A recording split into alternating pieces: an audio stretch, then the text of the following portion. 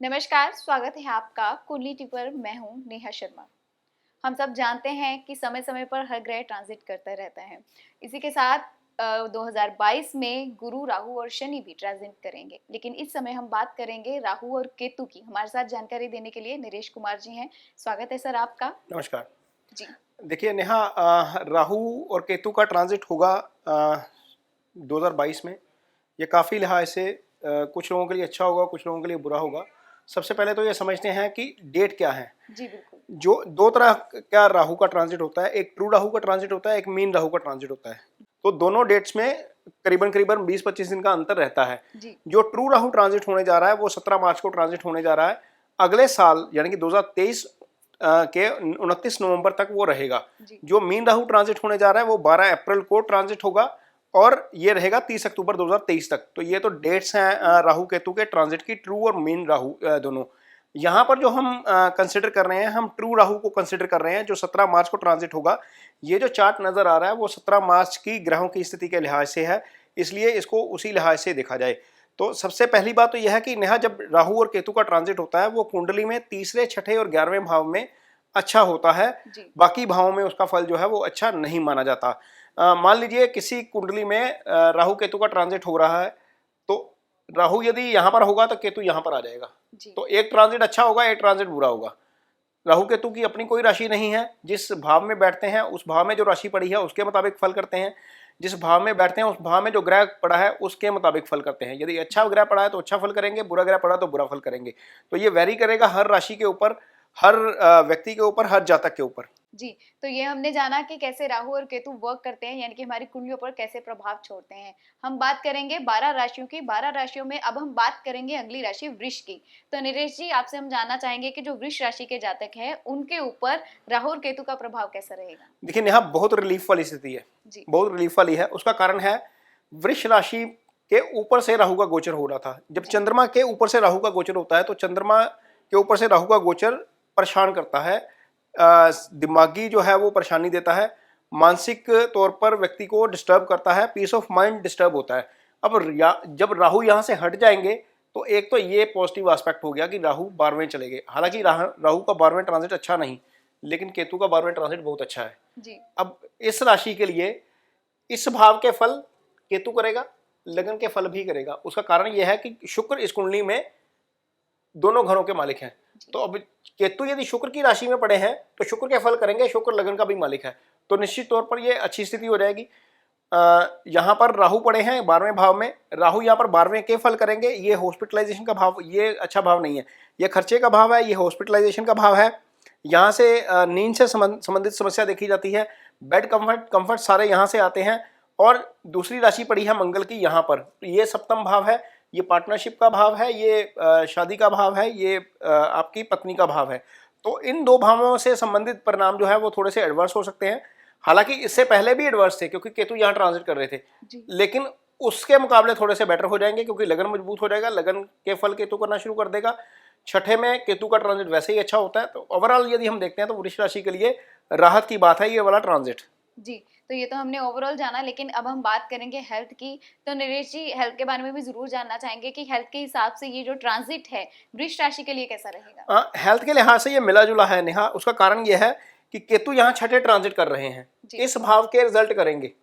जी इस भाव में भले ही शुक्र की राशि है, शुक्र यहाँ पर षष्ठेश भी है, लग्नेश है, षष्ठेश भी है, तो इस भाव के तो निश्चित तौर पर फल करेंगे करेंगे।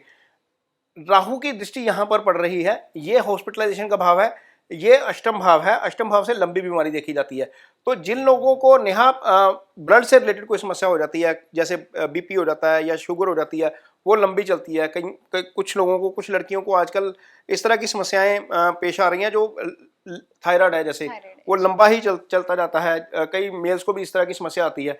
तो इन चीज़ों को लेकर इस राशि के जातकों को थोड़ा सा ध्यान में रखना होगा। यदि आपको थोड़ी सी भी दिक्कत आती है बीपी से संबंधित या इसके शुगर से संबंधित, खासतौर पर जिनकी उम्र 40 साल से ज़्यादा की है, तो उस स्थिति में आपको थोड़ा सा ध्यान रखना पड़ेगा क्योंकि यहाँ पर तीनों जो बुरे भाव हैं 6, 8, 12, वो पाप प्रभाव में है। जी एक तरीके से पाप प्रभाव में है।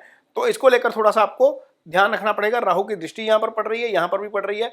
लगन वैसे भी एक्टिवेट है इसके कारण, तो आपको थोड़ा सा ध्यान रखना पड़ेगा। हालांकि केतु बहुत हद तक मदद करेंगे रिकवरी में, लेकिन फिर भी यदि आप अपना खान पान ध्यान में रखेंगे, अपना जो चेकअप है वो रूटीन में करवाते रहेंगे, अपनी जो लाइफस्टाइल है उसको इम्प्रूव रखेंगे, तो बहुत ज़्यादा दिक्कत इसमें नहीं आएगी। जी, ये तो हमने हेल्थ के हिसाब से जाना। तो आगे हम नरेश जी आपसे बात करेंगे वृष राशि के जातकों के जो रिश्ते हैं वो इस समय के दौरान कैसे रहेंगे, क्या रिश्तों में भी कोई उथल पुथल आएगी या रिश्ते वैसे ही चलते नहीं, देखिए जो प्रॉब्लम चल रही थी नेहा, वो तो बहुत हद तक सॉर्ट आउट हो जाएगी।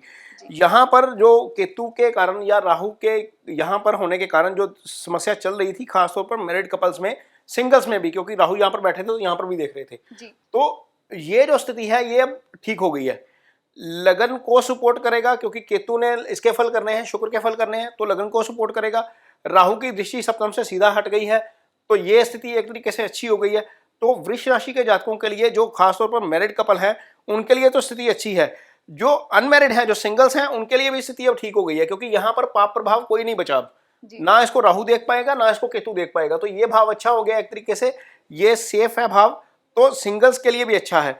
और जहां तक बात है भाई बहनों की, भाई बहनों के भाव के ऊपर भी किसी तरह की कोई दृष्टि जो है वो नजर नहीं आ रही। देखिए, राहु यहाँ पर नहीं देख पाएंगे, केतु यहाँ पर नहीं देख पाएंगे, ये बड़े भाई का भाव होता है। केतु यहाँ पर भी नहीं देख पाएंगे, ये छोटे भाई का भाव है। राहु भी नहीं देख पाएंगे, तो रिलेशनशिप के लिहाज से बहुत अच्छी स्थिति हो गई है। ना तो पति पत्नी वाला जो है मनमुटाव चल रहा था, उसमें तालमेल बेटर हो सकता है। सिंगल्स के लिए स्थिति थोड़ी सी ठीक हो जाएगी, भाई बहनों का आपसी तालमेल जो है वो बढ़ेगा जी। तो इसी के साथ अब हम जानेंगे फाइनेंस के हिसाब से, क्योंकि फाइनेंस तो हमारे जीवन में अच्छा होना ही चाहिए, लेकिन क्या प्रभाव रहेगा वृष राशि के जातकों पर इसका, तो वो भी जानते हैं। देखिए नेहा, खर्चे यहाँ पर निश्चित तौर पर बढ़ सकते हैं। फाइनेंस की हम बात करेंगे, जब खर्चे बढ़ेंगे तो आपकी बचत को जो है वो नुकसान होगा। उसका कारण ये है कि केतु यहाँ पर बैठे हैं। केतु यहाँ पर बैठकर, हालांकि छठे ट्रांजिट अच्छा होता है, लेकिन उनकी दृष्टि जो है वो यहाँ पर पड़ेगी, ये धन भाव है। यहाँ से केतु 9वीं दृष्टि के साथ इसको देखेंगे, धन भाव को। तो जब केतु धन भाव को देखेंगे तो यहाँ पर हो सकता है कि आपके खर्चे बढ़ने के कारण आपकी सेविंग्स जो है वो ड्रेन आउट हो जाए। एक तो ये चीज़ है। जहाँ तक काम का सवाल है, तो काम को लेकर थोड़ी सी दिक्कत रह सकती है। यहाँ पर केतु की 5वीं दृष्टि यहाँ पर जाएगी, ये कर्म स्थान है। कर्म स्थान के ऊपर जब केतु की दृष्टि जाती है तो नतीजे आपको डिससेटिस्फैक्शन वाले मिलते हैं। आप उम्मीद के मुताबिक आपको रिजल्ट्स नहीं मिलते। यदि आप कारोबार कर रहे हैं, यदि आप बिजनेस कर रहे हैं, तो हो सकता है कि आपको स्ट्रगल करना पड़े इस पीरियड के दौरान। जी, तो चलिए ये हमने जाना कि मिला जुला सा असर रहने वाला है नरेश जी इनके लिए, लेकिन उपाय भी हम जरूर जानना चाहेंगे, क्योंकि उपाय जो है वो हमें मानसिक शांति देते हैं, ताकि जो इनका समय है वो अच्छे समय के साथ ही निकले।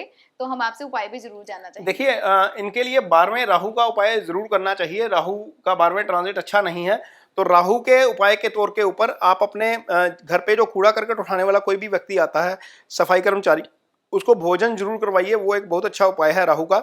दूसरे उपाय के तौर पर आप राहु के लिए रविवार के दिन काला और सफ़ेद कंबल डोनेट कर सकते हैं। यदि आपको सौभाग्य प्राप्त होता है कहीं जाकर वैष्णो माता मंदिर में माथा टेकने का, तो थोड़ा सा ऊपर जाइए, भैरव जी के दर्शन जरूर करिए। उनके दर्शन करना राहु का बहुत अच्छा उपाय है। वहाँ पर उनकी पूजा कीजिए, राहु के मंत्र पढ़े जा सकते हैं इसके लिए, वो काफ़ी अच्छा रहेगा।